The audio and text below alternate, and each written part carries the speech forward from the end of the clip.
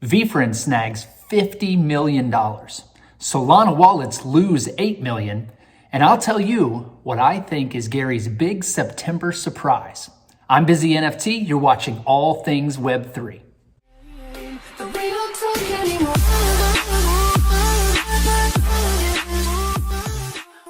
I'm not trying to financially advise you because I'm not an advisor of finances.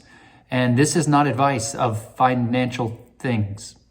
Also, I'm not being compensated by any product or company mentioned in this video. Gary Vee and VFriend secured $50 million from Andreessen Horowitz's A16Z venture capital unit. VF stated the funds are for building IP and recruiting Web3 talent. Gary added in his Discord that the primary reason for raising the money was the current recession.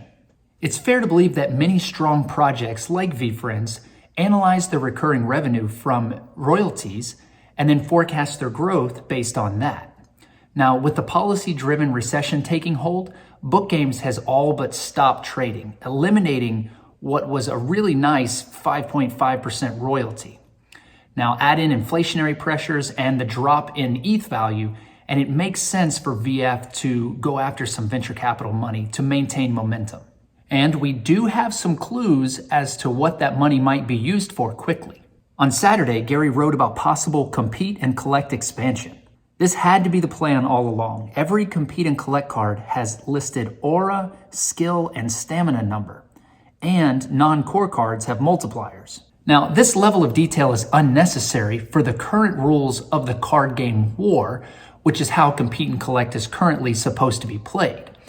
I think this could evolve more into like a Yu-Gi-Oh, Pokemon, or even Magic the Gathering type game, or even possibly a board game in the future. Then we could also expect to see some mobile versions of this game. It is interesting to note that VFriend's already filed for a patent for downloadable computer game software for gambling, casino games, games of chance, and betting activities. Now, Gary currently co-hosts Props and Drops with Matt Kalish, who is the co-founder of DraftKings, one of, if not the largest online sports betting platforms in the industry. And Kalish did just buy a bunch of VF2s last week, including this adventurous astronaut for 15 ETH. It's not a stretch to believe that Kalish may have shown Gary a great way to monetize his IP in the online betting industry. Solana wallets lost nearly $8 million last week due to an exploit in associated software. Mostly Solana tokens and USD stablecoin were taken from nearly 8,000 wallets. Solana developers are blaming Slope Wallet software, saying there is not a bug in the Solana code. Solana's exchange rate to US dollars took about an 8.5% dive when the hack was announced, but it has recovered most of that loss. For his part, Ledger Enterprises global head Alexander highlighted that it wasn't the chain that was hacked, but the complexity of intermediaries, which is now the attack vector. Solana as a blockchain wasn't hacked. There's nothing fundamentally wrong with Solana as a blockchain itself. It's the intermediaries. It's the wallet providers. In fact, it was the communication between a wallet provider and an NFT marketplace that compromised a wide range of these, of these secret keys that are now being used to compromise wallets.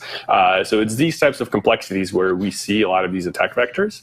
Finally, Gary has been teasing a big announcement for September. Apparently it's a big one with lots of preparation needed. Now, there are a ton of possibilities for this, so here are a few that have legs, and then I'll tell you my personal favorite. First, we've been waiting for the Snoop collab to drop since VCon, and Gary's hinted at September. Speaking of VCon, the location for VCon 2023 has been teased for the September timeframe as well. Also, coincidentally, Ethereum is set to complete its merge in September. Maybe VF can do something with the new proof of stake protocol. Check this video for more on Ethereum's merge to proof of stake. So all of this stuff is coming, but none of it would necessarily be huge and require hiring and extra preparation, etc. But what about setting up and running a fantasy football league? So if we combine Kalish with DraftKings, the online gaming patents, the fantasy football hints, and the fact that the NFL regular season starts in September, we could be looking at a pretty cool Q4 activity. Remember, Gary makes money when people buy and sell his NFTs. He needs to encourage this activity and make it something that's continually happening. Crafting a game that piggybacks on the most popular sport in the US, which is now generating global appeal thanks to my Jaguars playing in London every year, is not a bad idea. Maybe some of the characters match up with some of the teams, like Juicy Jaguar can go with the Jacksonville Jaguars, or maybe the Logical Lion goes with Detroit, Protective Panther with Carolina, or Determined Dolphin with Miami. I know you're wondering, so I'll just tell you, the Jets get Gary B, of course. Maybe in this league, you only get points if you own the NFT when the games are played, which could set off a frenzy of floor sweeps every week as people trade to get the best matchups. I don't know, just a thought. Leave me a comment, tell me how you think this can work. If you enjoyed this video, please consider liking and subscribing to my channel. In the meantime, here's a football-related hint for you.